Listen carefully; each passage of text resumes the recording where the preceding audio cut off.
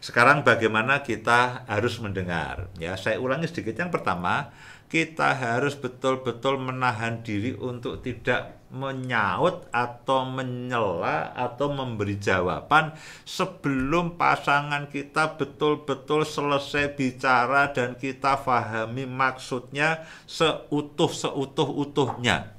Jadi fokuslah mendengar untuk memahami, bukan mendengar untuk membantah dan bukan mendengar untuk mencari-cari kesalahan omongannya. Nah, kamu ngomong gini. Wah, begitu suaminya salah ngomong, kamu ngomong gini. Nah, itu salah. Wah, akhirnya bantah-bantahan tidak yang menjadi maksud utama yang mau dikomunikasikan itu tidak tercapai karena disela, dibantah dengan satu kalimat yang salah. Akibatnya membahas kalimat. Wah, menurut Kamus Besar Bahasa Indonesia. Malah buka kamus segala. Lo ngobrol kok buka kamus. Emang ujian. Nah, kadang-kadang itu yang terjadi. Jadi kita tidak mendengarkan dengan baik. Kita tidak menahan, ya. Kita tidak menahan diri untuk betul-betul mendengarkan. Jadi menahan diri untuk mendengarkan. Yang kedua adalah kita harus mendengarkan dengan hati yang lapang dan hati yang rela. Jangan berasumsi istri kita atau suami kita mau ngomong, pasti dia akan ngomong ini, pasti tujuannya ini. Nah, itu asumsi. Kita tidak boleh menduga-duga apapun. Dengarkanlah dengan hati yang lapang, berilah perhatian yang penuh apa yang disampaikan pasangan, menghargai akan sudut pandang, cara berpikir dan perasaan daripada pasangan. Nah, sekarang poin yang kita mau bahas, mendengarkan dengan hati. Loh Pak, bukannya mendengarkan dengan telinga. Ya, ini adalah ungkapan begini. Karena orang itu ngomong. Saudara harus memahami begini. Antara omongan verbal dengan raut muka, dengan bahasa tubuh, dengan maksud hati itu acap kali berbeda. Oh, aku enggak apa-apa. Ya sudah, enggak apa-apa. Loh, dia ngomong enggak apa-apa, tapi sebetulnya hatinya jengkel. Nah, kalau yang kita tangkap adalah yang tidak apa-apanya, kalimat verbalnya, padahal yang dimaksudkan itu adalah dia jengkel. Dia tidak puas dengan keputusan yang kita ambil, lalu dia ngambek. Ya sudah, tidak apa-apa, terserah kamu. Itu bukan.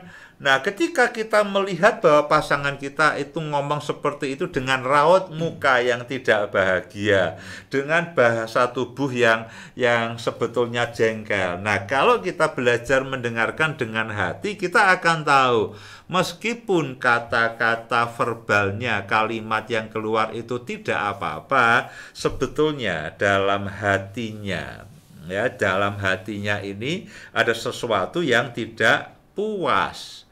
Nah, kita harus belajar mendengarkan dengan penuh empati, ya. Kalau kita mendengarkan, jangan dengan emosi negatif, dengan raut muka yang negatif yang tidak senang.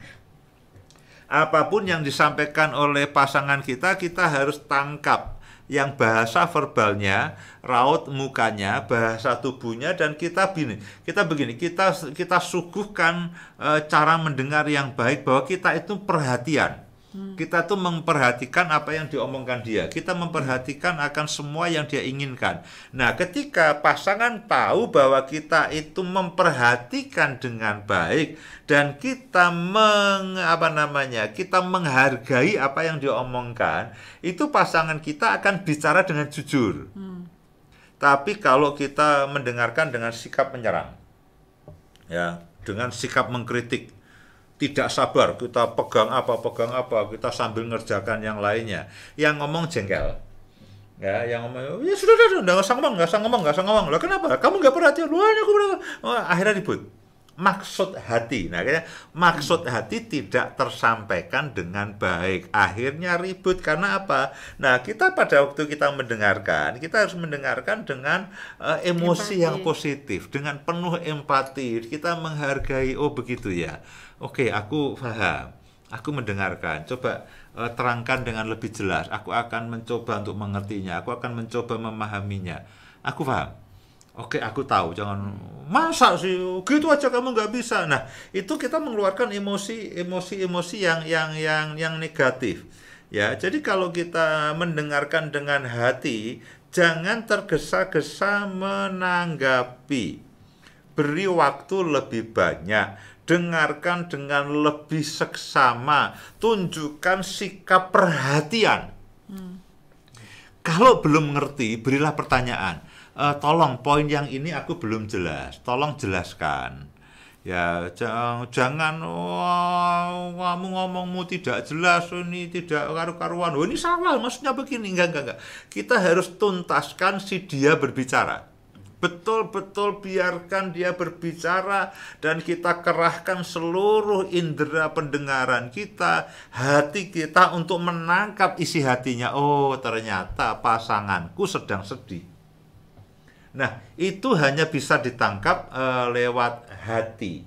Meskipun pasangan kita, aku ini pengen pengen healing, pengen jalan-jalan ini, jalan-jalan terus kemarin kan habis jalan-jalan ini jalan-jalan ngabisin uang ini. Nah, lalu ya sudah istri kita pergi ngeloyor begitu saja. Kita tidak tangkap bahwa hatinya lelah, hatinya capek, hatinya mungkin sedang kesal. Nah, ketika dia bicara aku pengen jalan-jalan, oh ya. Kemana? Ya, kenapa? Ya, kamu sedang capek. Ya, kita coba beri pertanyaan yang kira-kira itu membuat dia mau menceritakan. Oh, begitu ya. Kamu pengen sesuatu suasana yang baru, yang baik. Ya, ini aku capek. Nah, sampai kita itu mendapatkan, oh, istriku sedang lelah, sedang capek hati. Ya, orang kan ada lelah hati, capek hati, panas hati, sakit hati, ya apa tuh namanya ya, pahit hati loh. Itu semua bahasa hati. Nah, kalau kita mendengarkan dengan telinga ya nggak bisa. Telinga hanya bisa menangkap bahasa verbal. Tapi yang namanya capek hati, sakit hati, ya, marah di hati, kesel hati, itu hanya kita bisa tangkap dengan hati. Nah, kalau kita punya empati yang mendalam dengan istri kita atau suami kita, ya aku paham ya. Ya memang acap kali pekerjaan itu juga bikin capek. Aku paham kok. Ya, ayo mau kemana? Kamu pengen apa? Kamu pengen makan apa? Nah, kita betul-betul menangkap isi hatinya. Bukan hanya masalah verbalnya. Ya, kalau masalah verbalnya, nah, tunjukkanlah itu.